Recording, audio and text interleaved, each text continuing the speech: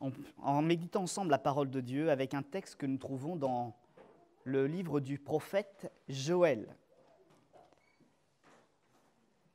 Joël, c'est l'Ancien Testament. Voilà, donc ça fait partie de ce qu'on appelle les petits prophètes. Alors c'est après Daniel, hein, si vous arrivez à vous situer un petit peu, c'est plutôt vers la fin du Nouveau Testament, donc un peu après la moitié de votre Bible, voilà, d'où plein de petits repères.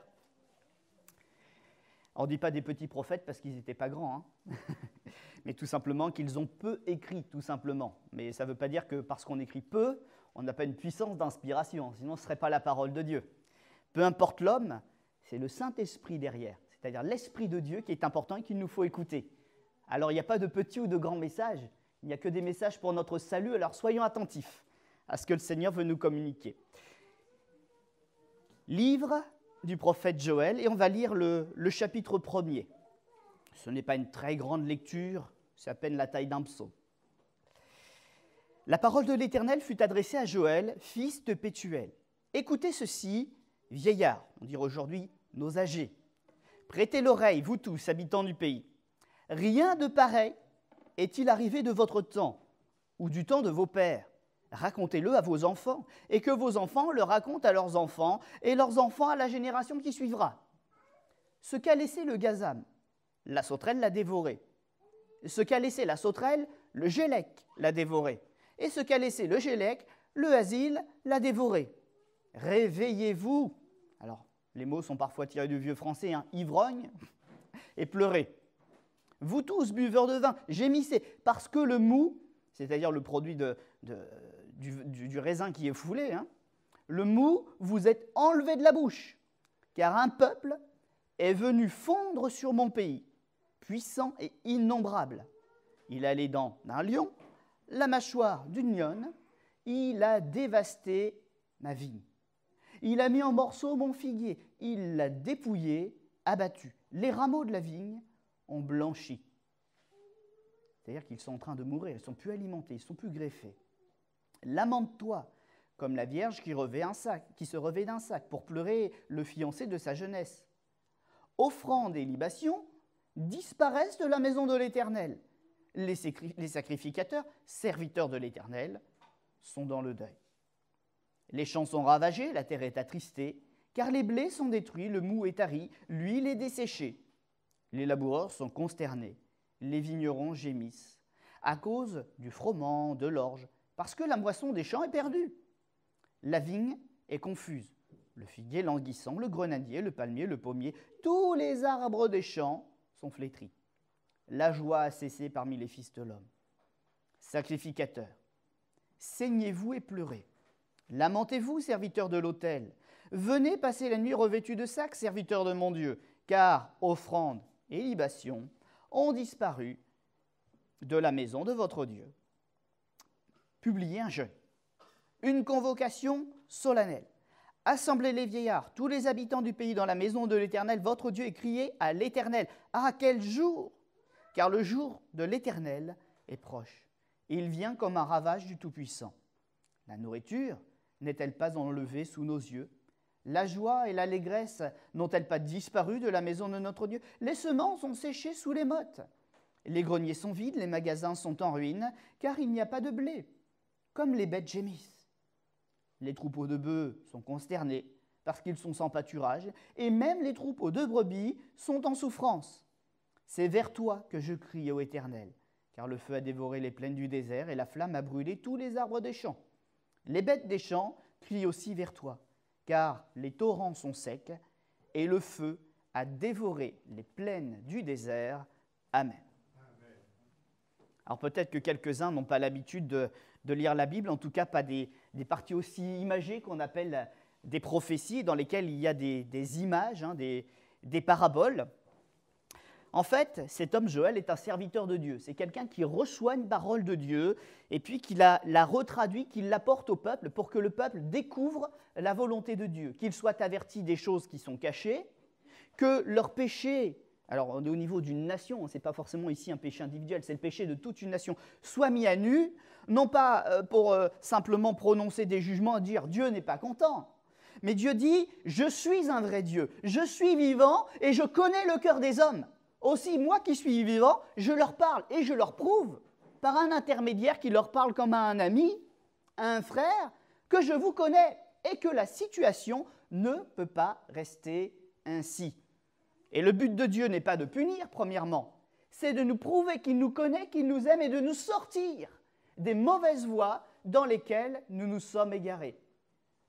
On l'aura vu, on le connaît bien dans notre vie de tous les jours, hein.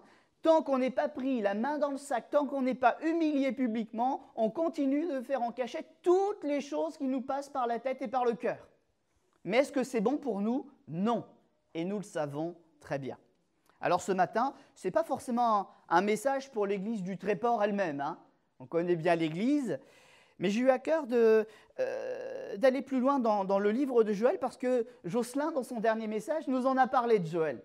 Et j'ai trouvé aussi vrai qu'il donnait un message de cœur à cœur. Ben moi, j'avais envie de faire un peu l'étude biblique pour montrer que finalement, on pouvait aller encore plus loin. Il y a dans ce texte, je crois, une superposition de la pensée de Dieu, des méthodes de Dieu, des moyens de Dieu avec ce que nous vivons aujourd'hui. Pas dans notre Église, mais d'une manière plus large, déjà peut-être dans notre nation. Parce qu'il y a des messages qui nous sont adressés en propre, qui parlent à notre cœur pour notre vie personnelle. Et puis, il y a aussi des messages de Dieu pour les nations, afin de sauver aussi les nations, de les changer des directions qu'elles ont choisi de prendre. Dans ce texte, j'explique un petit peu l'image pour que nous puissions tous bien la comprendre avant d'aller un peu plus loin. Le prophète parle à des gens principalement qui vivent dans des campagnes. Il y a quelques grandes villes, hein, Jérusalem est citée, mais la plupart des personnes qui sont là, ce sont des gens qui vivent dans des petits villages de droite et de gauche. Et puis, le prophète passe de village en village où il profite que les gens viennent dans la capitale pour proclamer le message et que le message touche les extrémités du pays. Mais il utilise du coup un langage intelligent. Il utilise un langage qui est fait pour être compris. Et s'il y a des choses comme la politique qui peut échapper aux gens de la campagne parfois, parce que ce n'est pas leur occupation, ce sont le champ, ce sont les animaux dont ils s'occupent, il va d'abord commencer par une image que tout le monde comprend avant de l'expliquer. Il va prendre l'image des cultures et des terres qui sont ruinées par des petits animaux dont on craint la venue. Ce sont les sauterelles, les criquets, les grillons, parce que dans leur pays, ils ont l'habitude de voir des nuées à certaines périodes de ces animaux qui viennent, mais comme une armée, c'est tellement innombrable, on dirait des nuages noirs qui passent au ras du sol, et une fois qu'ils sont passés, il ne reste rien. C'est de la ruine. Vous l'avez peut-être déjà vu dans des émissions animalières, etc. C'est ces gros nuages noirs, on se dit, mais c'est un nuage, puis finalement, quand c'est sur les cultures, quand c'est sur les maisons, on voit que ça rentre partout dans tous les petits trous, ça ruine absolument tout. Et l'image de Joël est déjà terrible, mais il dit, mais ça va être encore pire que ce que vous connaissez. Parce qu'il va y avoir une première vague, une deuxième vague, une troisième vague, et quand on croira que c'est fini, ce sont les œufs de ces animaux-là qui vont encore éclore et faire une quatrième vague. Il ne restera rien.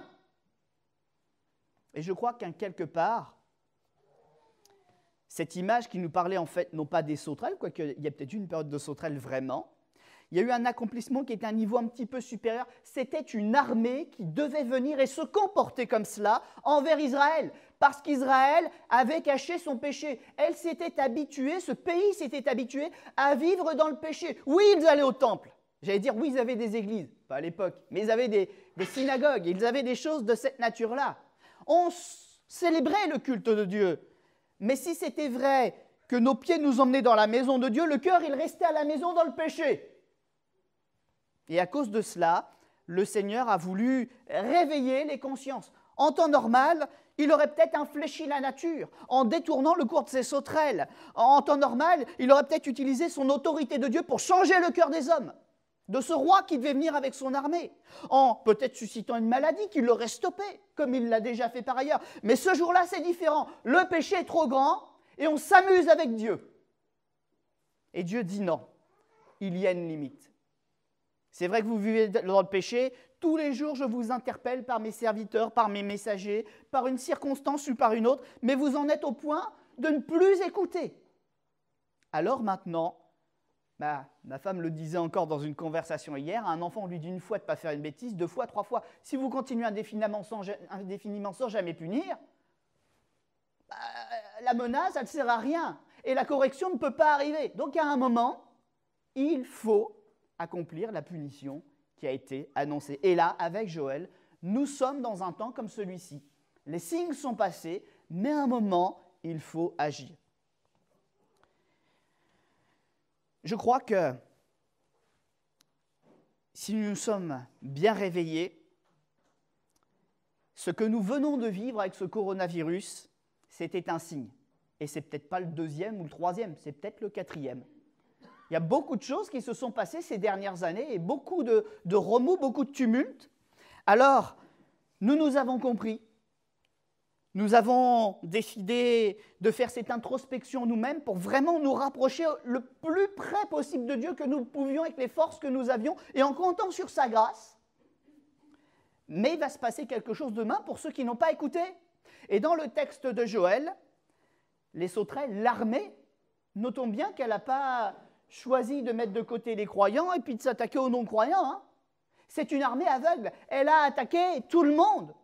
Et il y a ceux qui étaient prêts pour la rencontre de leur Dieu et ceux qui ne l'étaient pas. Il y a ceux qui ont été emmenés en déportation. Il y avait, des bons et des mauvais dedans. Mais il y en a qui ont surrelativisé les choses, qui se sont attachés à Dieu et qui sont même, quand même plus tard, on le reverra, ont été délivrés et ramenés par Dieu. Et il y a ceux qui sont restés captifs. En tout cas, aujourd'hui, nous sommes face à une circonstance qui nous rappelle ces sauterelles, parce que nous sommes face à un adversaire qui vient par vagues. Il est passé une première fois, mais rien ne dit qu'il ne va pas repasser une deuxième, une troisième, voire une 4e fois, voire même qu'on ne le verra pas encore dans 50 ans. La grippe revient tous les ans. Alors mes amis, étant avertis, ne mettons pas notre confiance dans les hommes qui diront « c'est fini » ou « ça ne reviendra pas », mais mettons notre confiance en l'Éternel qui dit « je vois les choses de loin, je vous prépare ». Marchez avec moi. J'ai vaincu le monde. J'ai vaincu le monde.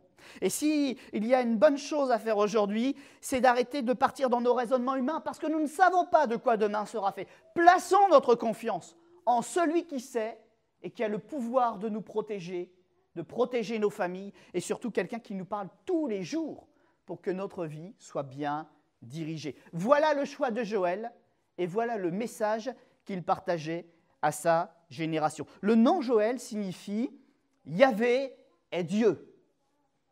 Dire que l'Éternel, si on utilise le mot français, est le Dieu unique. Il n'y en a pas d'autre comme lui. Il connaît le passé et le présent et il nous ouvre l'avenir. En tout cas, de parler de ces choses, pour nous, ça nous fait du bien quand même. Déjà parce que nous avons vu Dieu et que nous voulons lui en rendre gloire dans les circonstances que nous avons traversées, mais aussi nous avons besoin d'en parler.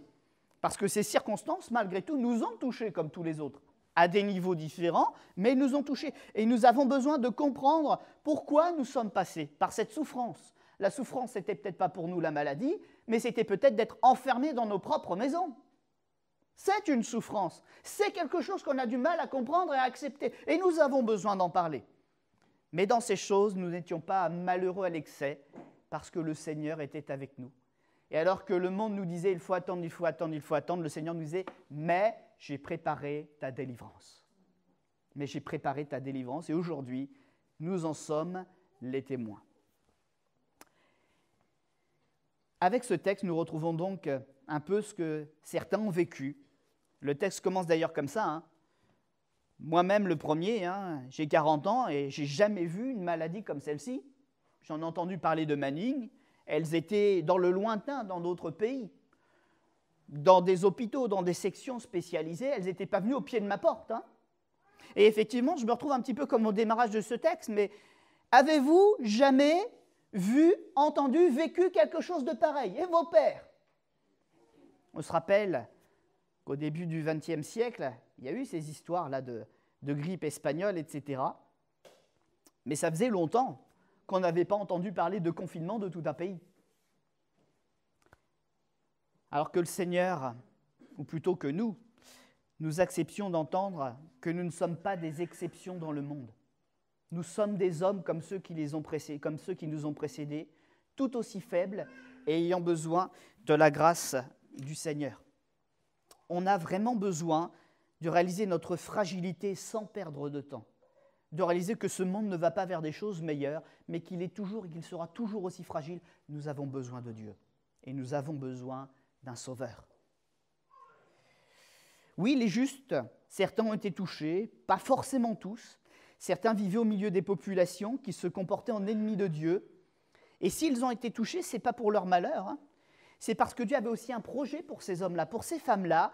Ils devaient être au milieu de ceux qui étaient dans l'ignorance de Dieu, des porte-paroles de ce que Dieu, des témoins de ce que Dieu était capable de faire pour des cœurs qui se repentent, des cœurs qui changent de mentalité vis-à-vis de Dieu. Christ a prévenu qu'à la fin des temps, c'est un message en train de s'accomplir avec nous, et ça, il faut qu'on en prenne conscience. Il opérerait une sélection au milieu même de ceux qui pensent lui appartenir, de ceux qui sont ses vrais serviteurs, de ceux qui, finalement, imitent la foi avec plus ou moins de succès. Il va y avoir des boucs et des béliers. L'expression peut être aussi rendue par des chèvres et des brebis, hein. Mais la différence entre les deux, c'est que le bouc, quand vous le mettez dans un endroit, il va tout ruiner. Il va arracher l'écorce des arbres, il va même commencer à ronger les arbres, et puis quand vous le mettez dans un champ, le champ va être malmené. Il va même aller jusqu'à labourer la terre et l'abîmer. La brebis, le bélier, alors je vais prendre la brebis parce que du coup c'est un peu plus pratique, mais c'est la même famille par contre, c'est le même caractère, le même tempérament. La brebis, elle, au lieu de détruire, elle va plutôt entretenir, elle va quand même... elle va manger les mauvaises herbes, etc. Elle va peut-être manger un peu les écorces, mais elle reste docile quand même. Si vous voulez quelques petites choses pour la bloquer, elle ne va pas s'acharner, elle ne va pas s'entêter pour aller jusqu'à détruire. Elle est douce, elle est paisible. Le bouc, c'est un animal qui servait à la guerre. Je ne sais pas si vous l'avez déjà vu ou si vous l'avez su, mais au Moyen-Âge, autant certains avaient des chevaux, d'autres montaient sur des boucs. C'était un animal de guerre qui donnait la mort et qui versait le sang. Monter sur un bélier, bon... il s'attaquera peut-être à vous parce qu'il n'est pas content. Sur la brebis, c'est autre chose. Elle ne donne pas la mort, elle donne la vie. Même le plus pauvre, quand il possède une brebis, elle va lui donner du lait. Et il va pouvoir être nourri par elle. Et le Seigneur, dans les derniers temps, au sein même de ce qui lui appartient, il fera un tri. Et mes amis, comment serons-nous trouvés? Des destructeurs ou des gens répandant la vie, de véritables serviteurs de Dieu ou des imitateurs sans la force de l'esprit, sans les cœurs changés, qui font que nous appartenons véritablement au troupeau de l'Éternel. Appartenons-nous à Dieu ou sommes-nous simplement de passage pour une bénédiction dans la maison de Dieu? Ce qui est important, ce n'est pas d'entendre un message, c'est que ce message, il change quelque chose en nous. Profondément, fortement et pour toujours. Parce que c'est ça l'enjeu de venir dans une église et de parler de Dieu. Ce n'est pas de parler de la vie des hommes, c'est de parler de la vie éternelle qui est en lui pour la recevoir. C'est l'éternité l'enjeu de ce que nous partageons dans nos rassemblements. Pas la vie des hommes qui s'enfuient et s'étiolent, mais la vie de Dieu qui est éternelle pour ce qu'il y a là après la mort. La mort, ce n'est qu'une porte, ce n'est pas la fin. C'est l'entrée dans l'éternité. Et pour quelle vie? L'action de Dieu au travers de ces choses, comme celle que nous avons vécue, peut-être qui reviendra.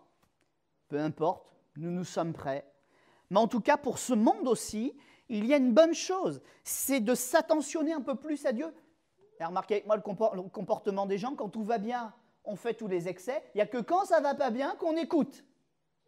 On n'a jamais eu autant d'inconvertis ou de gens qui méprisaient Dieu pour écouter un message que le jour d'une inhumation. Parce que la mort fait peur, parce que tout le monde le sait. On n'est pas prêt. Et ça viendra, la mort. Pour nous aussi. Mais il faut se préparer. Et ce que Dieu veut faire, ce n'est pas d'attendre la mort. C'est de faire entrer la joie du salut aujourd'hui dans notre cœur. C'est donc de donner au monde, au travers de cet avertissement que nous avons eu, de la visibilité sur ce qui est vrai, ce qui est important, à la différence de ce qui est faux, de tous les mensonges qu'on entretient dans notre cœur pour ignorer l'appel de Dieu.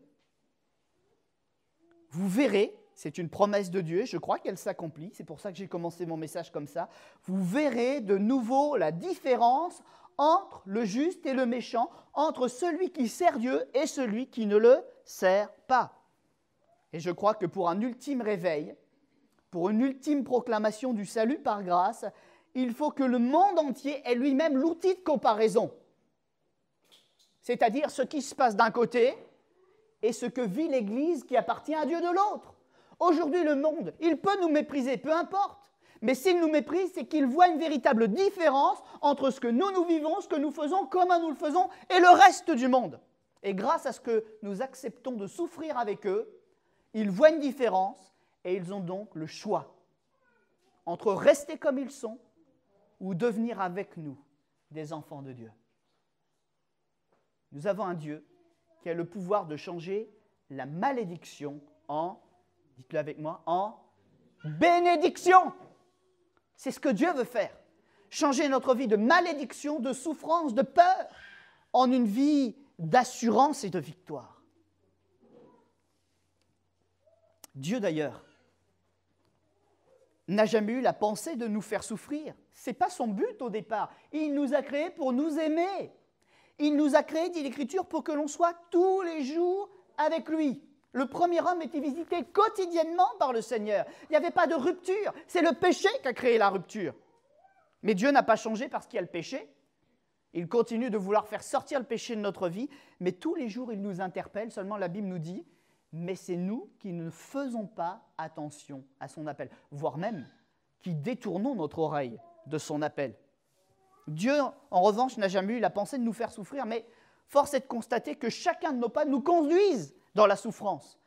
Et c'est, comme je le disais il y a un instant, malheureusement là, le seul moment où on accepte de bien entendre qu'il y a peut-être un Dieu quelque part qui veut nous parler. Et moi, je vous l'affirme, ce n'est pas un peut-être. Il y a un Dieu à côté de toi qui t'interpelle et qui veut te sauver. Dans un dessin animé que je regardais un petit peu par la force des choses aussi, mais bon, je l'aimais bien. Quand j'étais testeur en électronique et que j'étais sur les premiers écrans plats de salon, là, les 51 pouces, que j'étais donc technicien de production, il y avait un dessin animé qui nous servait de test.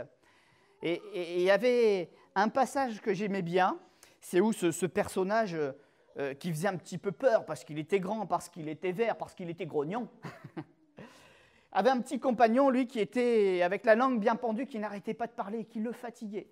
Et puis à un moment, ce petit compagnon-là, il le pousse dans ses retranchements, il lui dit, mais en gros, je simplifie, pourquoi tu n'ouvres pas ton cœur, pourquoi tu ne dis pas ce que tu penses? Et il dit, mais à cause de mon apparence, etc., je suis quelqu'un de complexe. Et il prend une image, je suis comme un oignon. Et l'autre, il disait, c'est parce que tu sens mauvais. Non, c'est pas ça. Non, c'est parce que l'oignon, pour arriver à attraper ce qui est bon, ce qui est au milieu, hein, ce qui peut être utile à la cuisine, là, il faut retirer les couches pour découvrir ce qui est caché. Et je crois qu'on est comme ça. Et je crois que c'est pour ça que Dieu est obligé de s'acharner autant. On met des couches, on a des carapaces, on est dur. Et pour toucher le cœur, Dieu, parfois, il est un peu comme un papa ou une maman, il est obligé de bousculer un peu le petit pour qu'il apprenne.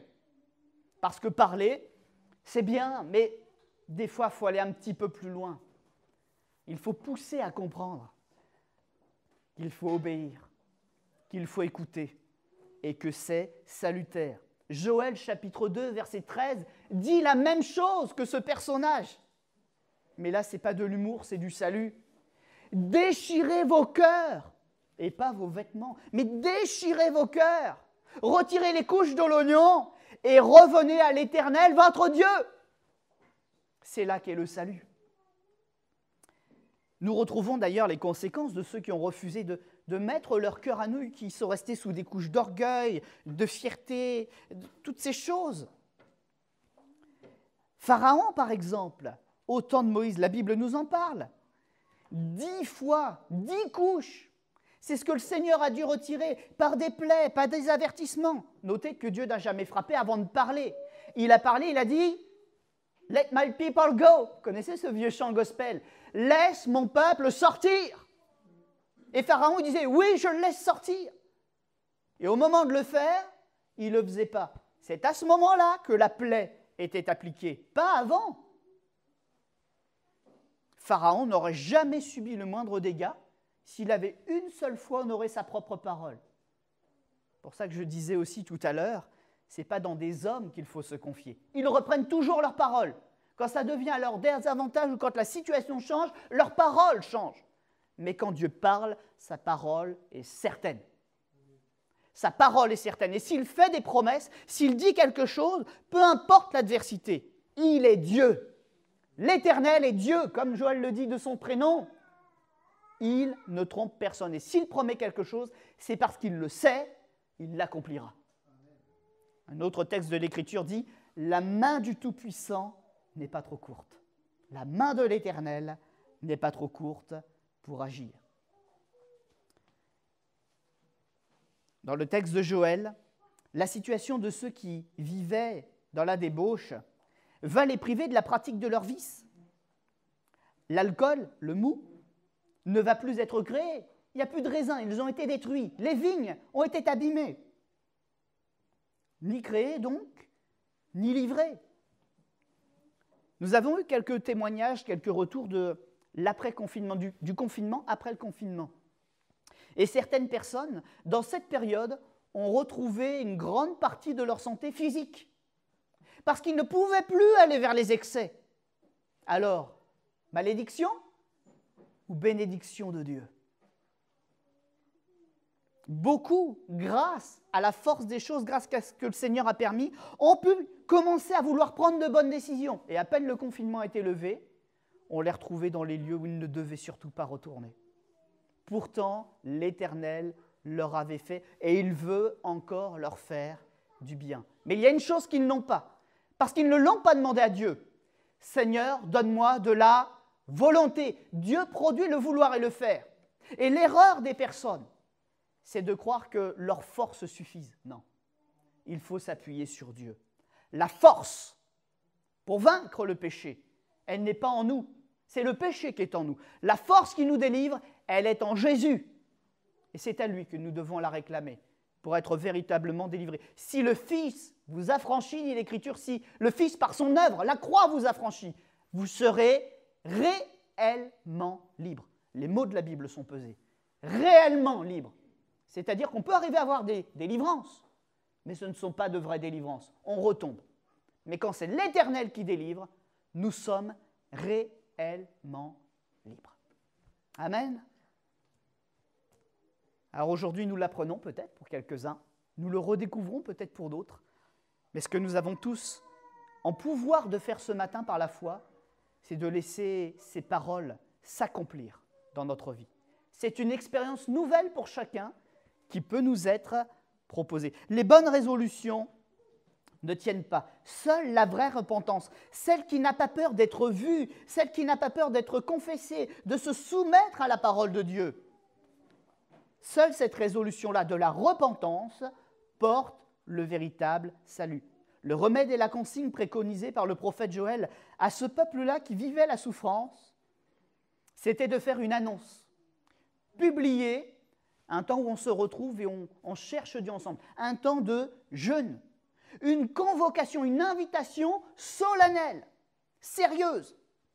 Assemblez les vieillards, tous les habitants du pays. Un peu plus loin dans le texte, il dit même « Assemblez aussi les enfants dans la maison de l'Éternel et ensemble crier à l'Éternel. » Il est temps d'assembler le peuple. C'est ce que Dieu est en train de faire. Je vous disais, il sépare ceux qui ont l'apparence de la foi de ceux qui la vivent vraiment. Parce qu'aujourd'hui, c'est un dernier appel, c'est une dernière action dans le monde et Dieu va travailler avec des gens qui lui sont fidèles pour montrer la différence. Il est temps d'intégrer le corps de Christ, l'œuvre de Dieu. Notons que dans le texte, il est dit d'assembler le peuple. Moi, ça m'a étonné à la lecture parce que je me suis dit un peuple qui depuis si longtemps connaît Dieu et a un aussi beau temple, un temple unique comme celui de Jérusalem, c'est un peuple peut-être qui s'est égaré, mais c'est peut-être pas d'assembler le peuple, c'est peut-être de réassembler le peuple ou de restaurer le peuple. Mais le texte ne dit pas ça. Il dit qu'en fait, dans les cœurs et dans les esprits, on est tellement depuis longtemps loin de Dieu qu'il n'y avait rien d'assemblé. On avait une vague connaissance de Dieu, mais il n'y avait rien de cohérent. Il n'y avait rien d'attaché à Dieu. On vivait dans un aveuglement religieux. Et là, il fallait finalement faire une œuvre nouvelle. Il fallait se réformer, il fallait réformer les consciences, il fallait réformer nos cœurs pour nous approcher enfin véritablement de Dieu. On avait tous les moyens, mais on ne le faisait pas. D'où la punition aussi importante. Et là, il fallait faire quelque chose. Il fallait un véritable effort du cœur, il fallait enfin faire ce qu'on n'avait pas fait depuis longtemps, assembler autour de Dieu. Un véritable lien avec son prochain, pas uniquement de fréquenter le même lieu de culte ou la même activité, même si elle est bonne, mais il fallait enfin véritablement tisser des liens. La réponse aux multiples vagues d'épreuves est d'unir chaque membre de la maison de Dieu, chaque membre de l'Église, comme une chaîne. Et cette chaîne, elle ne reste pas une chaîne comme ça. Son utilité, c'est d'avoir au bout de cette chaîne quelque chose qui nous est tous commun, l'espérance. L'espérance de la résurrection, l'espérance de rencontrer Christ, l'espérance qu'il nous a promis qu'on lui appartiendrait, qu'on serait avec lui pour toujours. Et donc, une chaîne, c'est ce que nous sommes, les maillons d'une chaîne, solidement attachés, mais incapables de dériver parce qu'il y a une ancre qui est notre espérance au bout de notre œuvre, au bout de ce que nous sommes en train de faire. Et quand il y a la tempête, quand il y a les vagues de l'épreuve, nous ne sommes pas emportés au loin, mais nous tenons ferme. Pour être clair et pratique, alors là je m'adresse peut-être plutôt en direction des frères et sœurs qui ont déjà pris le baptême, qui servent le Seigneur. Notre mission, je pense, est plus que jamais d'utiliser les enseignements de la parole de Dieu, pas simplement les vérités fondamentales, mes amis. Tous les enseignements de Dieu, même pour réformer le fonctionnement de nos familles, même pour réformer la façon de gérer nos foyers, tous les enseignements de Dieu. La Bible dit « Faute de connaissance, mon peuple périt ». Et si parfois nous sommes en difficulté, c'est parce que nous avons une connaissance superficielle. Mais il ne faut pas simplement les choses du salut, il nous faut aussi apprendre toutes les autres choses que Dieu a mis en évidence dans sa parole pour que notre bonheur, le bonheur de notre foyer et même notre bonheur dans notre travail soit complet. C'est important de lire la Bible. C'est important de l'étudier, de réfléchir, de la partager.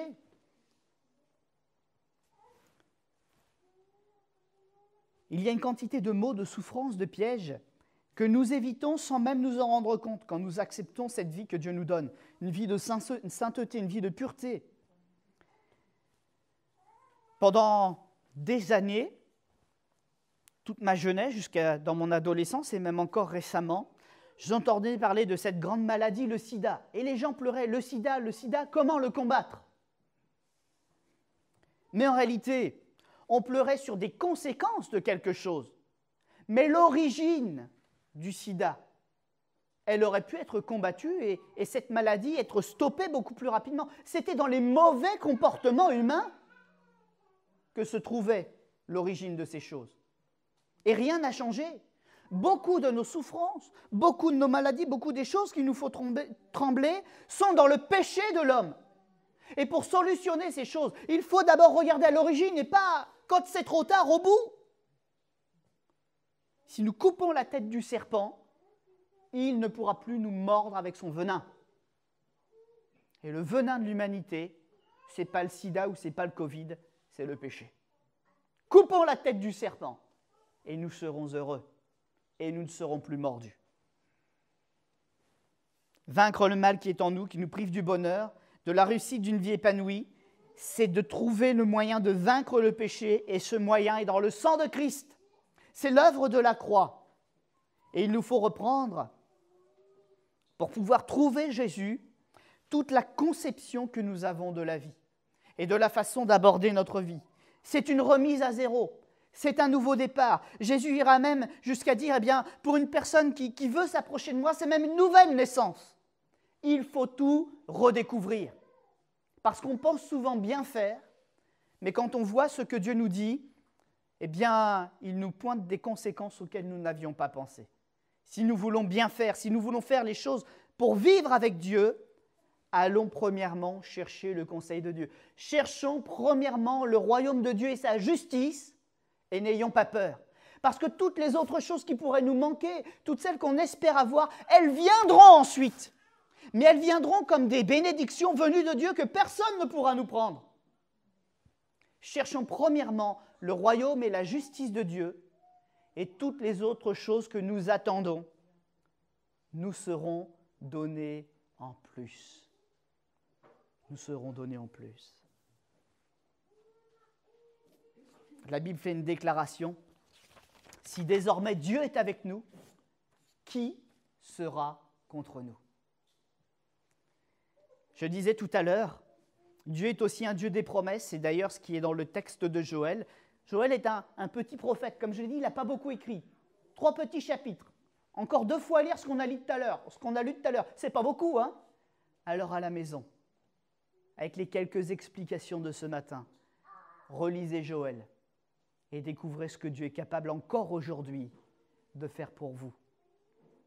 Joël a dit à ceux qui ont eu le courage d'entrer dans la foi et d'afficher leur foi pour Dieu dans leur génération, quiconque invoquera le nom de l'Éternel sera sauvé.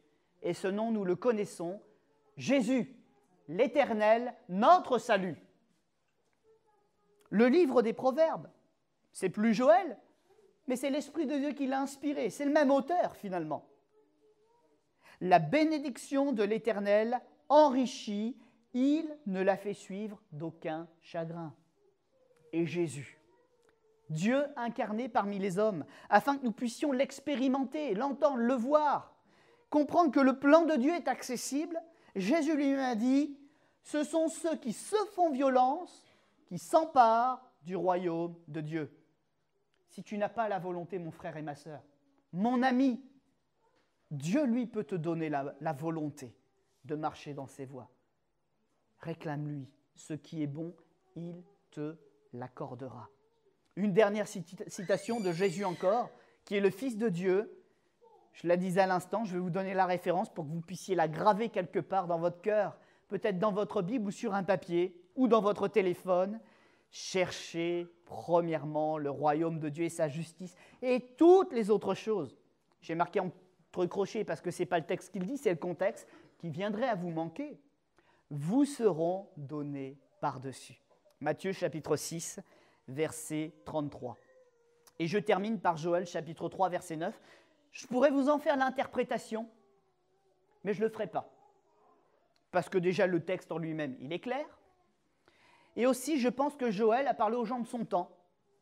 Et que le chapitre 3, c'est un engagement personnel. Et l'engagement personnel, personne ne peut l'écrire à votre place ni à la mienne. Joël 3, c'est à vous de le vivre. C'est à vous de dire, j'ai entendu l'Éternel. J'ai entendu, j'ai vu l'avertissement, maintenant je me lève. C'est à vous de le dire. C'est à vous d'écrire votre Joël chapitre 3. C'est à vous de répondre à cette parole de Joël, par contre, réveillez les héros. C'est une guerre contre le péché que nous avons à mener. Et j'aimerais vous dire, ce matin, vas-tu te réveiller et vas-tu te lever pour le salut de ton âme, pour le salut de ton foyer. Si vous êtes d'accord avec moi, vous pouvez le faire. Il suffit d'une simple prière à votre place, et puis ensuite de commencer à lire la Bible, à fréquenter un lieu comme celui-ci, et puis, de toute façon, le Seigneur sera désormais avec vous. Vous l'entendrez, parce que vous aurez ouvert votre cœur et votre oreille, comme vous ne l'aviez jamais entendu avant. Et sa présence, qui était jusque-là voilée, elle deviendra une évidence. Vous réaliserez, vous verrez, vous entendrez qu'à chaque instant, Dieu vous interpelle et qu'il vous parle. D'une manière ou d'une autre, mais il parle. Alors on va incliner notre front un instant et demander à Dieu de nous changer pour un nouveau départ.